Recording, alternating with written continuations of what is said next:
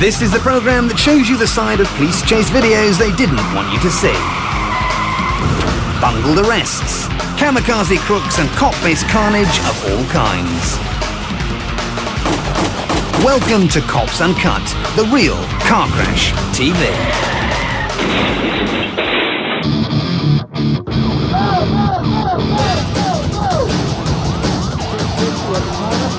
On my way.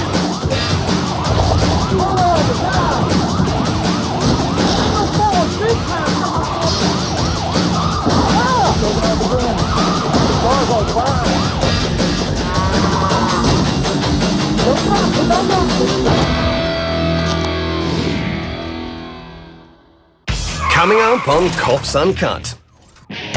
This felon finds himself in the firing line. This busy policewoman is rushed off her feet. And these cops on call go head to head.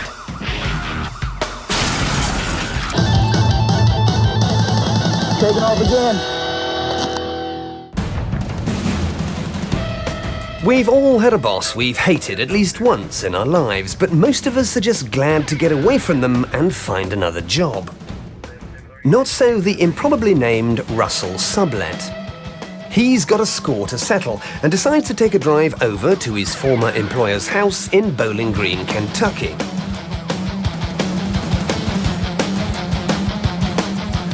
driving on the complete wrong side of the road. He's just about hit a truck head on. Along the way, an entourage of angry cops has latched on to Sublett's tail, and they've become increasingly concerned with the state of his driving. Motherfucker, that's dangerous as hell. Just say a prayer for us, okay? After brushing a succession of vehicles aside and racing through a police spike strip, He ain't gonna go very fast now. He's got three not one, not two, but three of his tyres are blown. Or he's about to lose it. So it comes as no particular surprise when this happens. But even after such a prodigious prang, he's still desperate to catch up with his old boss.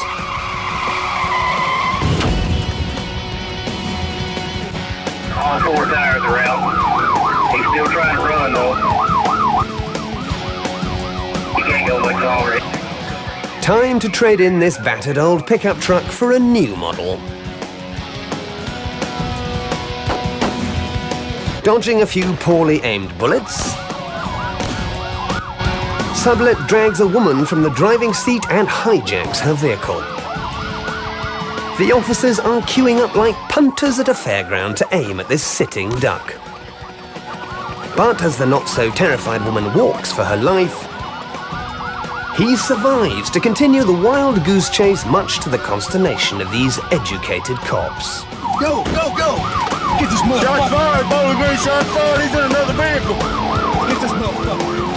Sublett puts his new ride through its paces for several more miles of hair-raising driving before arriving at his old employer's home just in time for tea.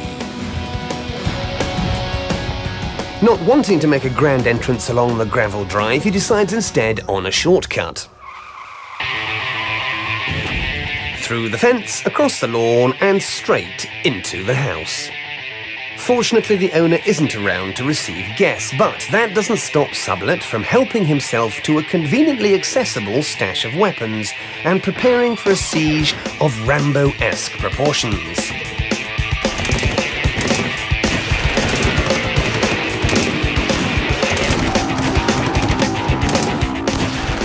After making Swiss cheese out of the stairwell, the SWAT team finally scores a direct hit. It was another 4 days before Sublett finally gave himself up. But after a high-speed chase, a spectacular crash, a carjacking and a shootout, I don't think he'll be getting his old job back.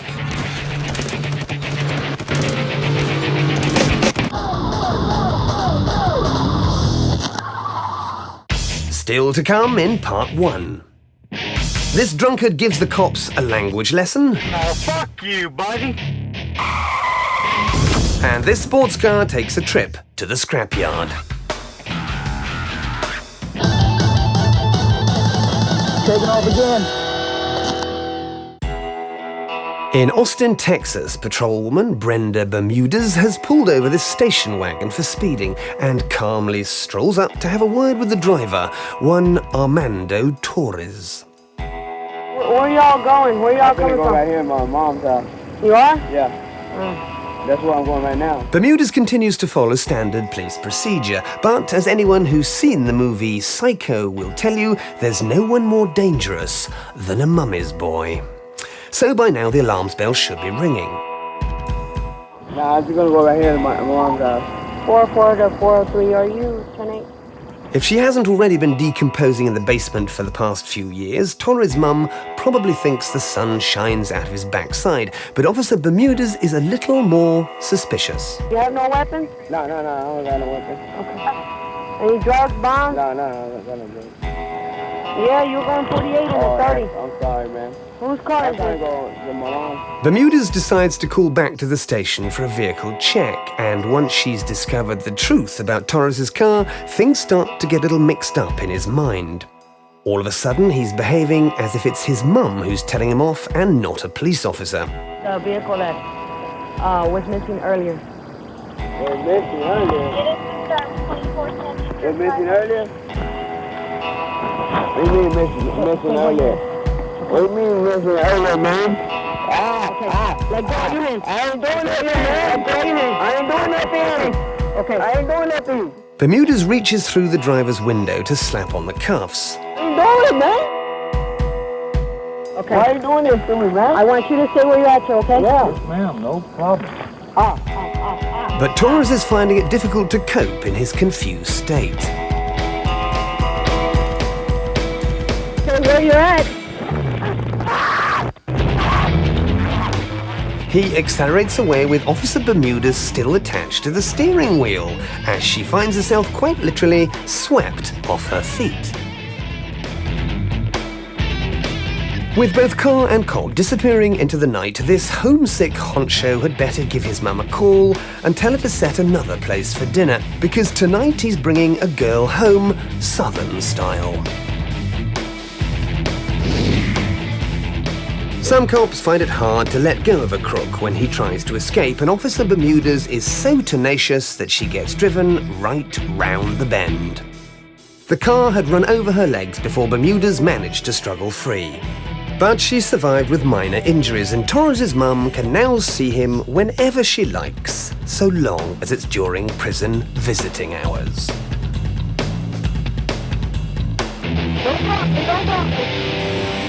Drunk Test Dummies. Meet 29-year-old James Lane, whose hobbies include amateur escapology, van driving, and drinking to excess. No, fuck you, buddy. I'll bust out your fucking window! 462 on Tag Fuck you! Get your head in your glasses, okay? Right No, I want my phone, here. Right here. I want my glasses, Right here. and I want my van parked, and I don't want no motherfucker driving it. All right. Close it. Yeah, close the door. Yeah, I'm gonna show you close the fucking door, buddy. I'll kick the fucking goddamn window out. Oh, wow, you think I'm scared? Hey, you done tased me for no reason, you fucking dumbass! Lane may have been tased, but he's certainly not fazed by the cops who arrested him as he tries to make good his escape.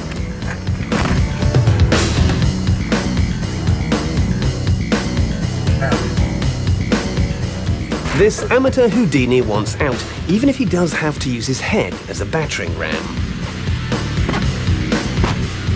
Where's the captain? I want to talk to the captain! No! He certainly is one very demanding prisoner.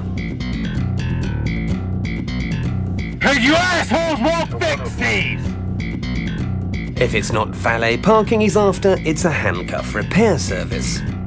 I asked you nicely to fix my handcuffs, and you want to be an asshole. Yeah. Next thing you know, he'll be asking for room service. You guys are so fucking goddamn funny, huh? You did this to yourself, man. Fucking goddamn door. When all other powers of persuasion have failed him, Lane has to resort to a very hard stare. 37 there at I'm gonna 103. break it out the rest of the way. I'm gonna go right through it. That's clear. When they Right clear here, I'll be fucking through it, 25 buddy. with them to their office. Here we go. I'm going right through it. Something to, you know. Then it's time for a little more headbutting. Here goes. Here goes all the way out, buddy. I'll bust this motherfucker out all the way. Oh, yeah. Yeah, good job, huh? Dumbasses leave my fucking van run, huh? When I get the chance. Yeah. Motherfucker!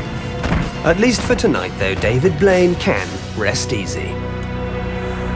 Fuck you!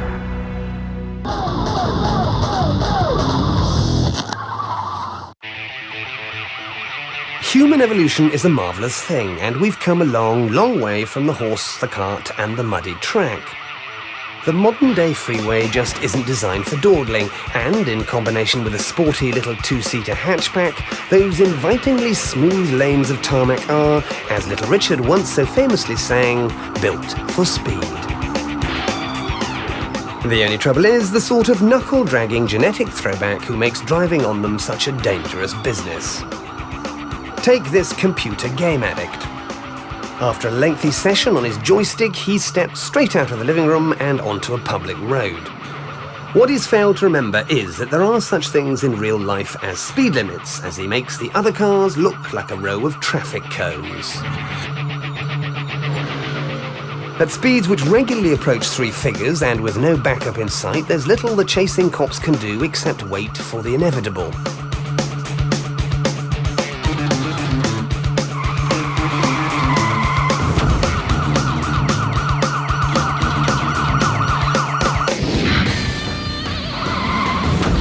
In this particular game of cops and robbers, there are no extra lives and no extended plays. When you jump a red light at 60 miles an hour, there will be a crash, and when you plough into the front of a big black pickup, you will come off second best.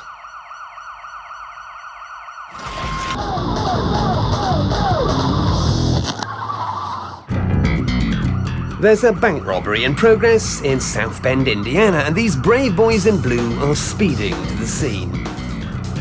With any luck, they'll arrive just in time to take down the crooks and get their faces in the morning paper. But they've reckoned without a short-sighted motorist who appears to be in just as much of a hurry as they are. When this driver attempted an ill-advised overtaking maneuver, little did he know that he was about to be hit by the full force of the law. In one fell swoop, he's totaled his own car, a police cruiser, and by blocking the road with debris, any chance the other cops have of catching the crims.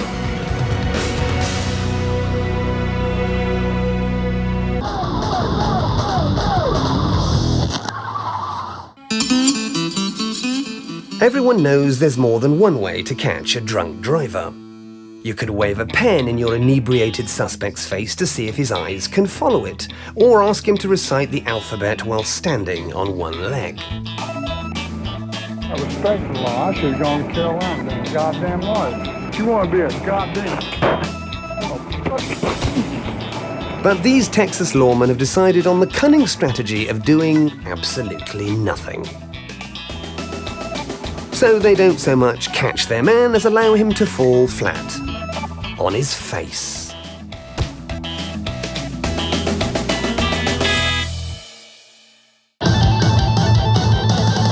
Taking off again. Still to come in part 2. 2 sibling suspects trying to keep it in the family. And this bull mistakes a cop car for a china shop.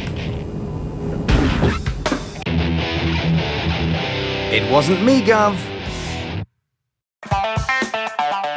Here's another example of a crim trying to disguise himself as a model citizen. This time it's a teenage tearaway who's been driving his pickup like it's a Super Mario Kart. Go ahead and shut off your vehicle. Go ahead and open up the door and step out for me. Am I arrested? This wide-eyed innocent's first tactic is plain old denial, as evidenced by this next pantomime exchange. What did I do, please? You were running from me. No, I wasn't. Yes, you were. No, I wasn't. You didn't see me behind you? No. We don't believe you. Can I call my dad and tell him to come get the truck? Next, he tries to delay proceedings by dragging his family into them. But Dad is hardly going to be pleased when he finds out what his son's been up to. I've had like 6 calls on you, buddy. For what, man? For reckless driving. Turn around. I'm not going to tell you again. In fact, it seems like this young offender is the only person left on Earth who doesn't realize he's done anything wrong. Can you let me go to my house, please? I don't want to go to jail. No, you're not going Please. home. Why? And you were doing at least 70 down a residential street. Third on the list of evading tactics is an attempt to preempt some police brutality. Just go ahead and give me your other hand and we'll get this straight. I don't want to go to jail, man. What? Nobody wants to go to jail. Just put your other hand behind your back right now. I don't want you to beat my ass. Well, put your hand behind your back and you won't have no problem. I'm an First thing- asthmatic. Let me first thing- take it, my asthmatic first. Take it out of my pocket and let me take it first. All of that fibbing has left him out of breath, so the teenager resorts to faking illness in an attempt to buy some time. And for his final gambit, asthma is replaced by amnesia. What am I going to get charged with then? Reckless driving, Okay. Why is that? because you were driving reckless. No, I wasn't. What else? Evading arrest in a vehicle. Evading arrest. Yeah, right. This youthful speed merchant's attempt to talk his way out of an arrest had all the finesse of a car crash, which, ironically enough, is what he would have caused if the cops hadn't been there to stop him.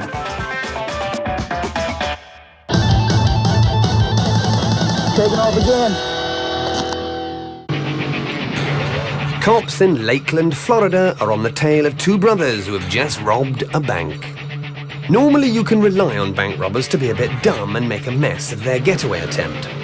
The only problem is these guys haven't put a foot wrong. If the cops are going to bring this chase to an end anytime soon, they need to try something more imaginative than just driving along with their lights flashing. After checking the police manual, they come up with a plan to set up a roadblock. And here it comes. What a shame. With just a solitary motorbike at their disposal, these cops don't seem to have quite grasped the concept. At least not enough to actually impede the robbers' progress. Back on their way, the bank-robbing brothers cut up some traffic and get themselves a clear run at the freeway. Having bungled their attempt at a roadblock, it's time for the cops to admit that they just can't handle the whole high-speed chase thing and call in some backup. Sadly, this turns out to be more backup than they actually needed. It's obviously a quiet day down at the station because the whole force seems to have turned up in order to lend a helping hand. Realizing that they might just be a tad outnumbered, the brothers decide to throw caution to the wind and ram the cops, which only seems to make them even more angry.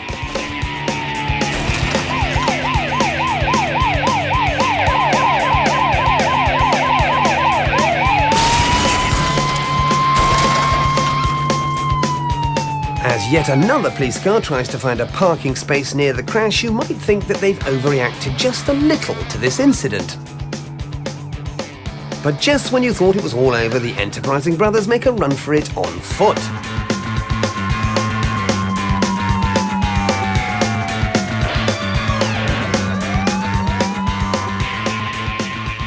They take off down a side street and into a car park, closely followed by the Lakeland police force, the kitchen sink, and his dog.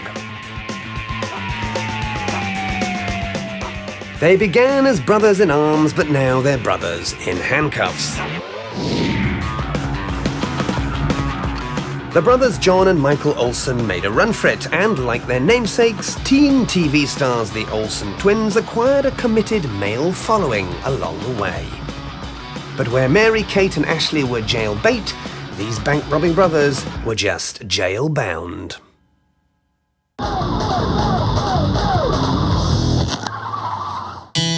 Officers on patrol in Massachusetts got a shock when they came across this curb-crawling cow. The 2,000-pound Scottish Highlander had escaped from a farm earlier in the evening and probably thought he'd left the pigs behind him, but no such luck. These cops thought they were signing up to one of the more exciting jobs on offer. But instead, all they've got to look at is a close-up view of a cow's arse. Oh, man.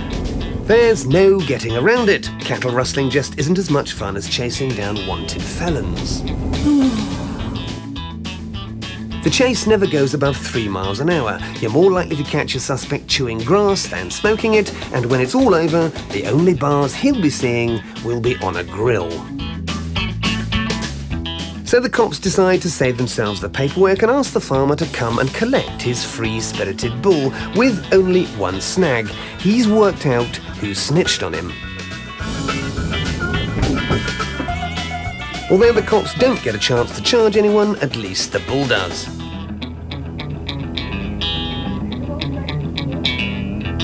That's just what you need after an evening of farmyard fun. A dent in your bonnet.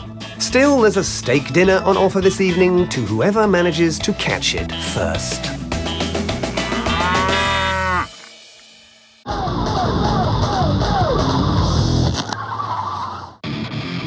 So, what have we learnt today on Cops Uncut? Look up your old boss and you could end up looking down the barrel of a gun. Don't mess with a pickup truck unless you want to be dealt a crushing blow. And remember to keep your eyes open when you decide to overtake. Be careful out there.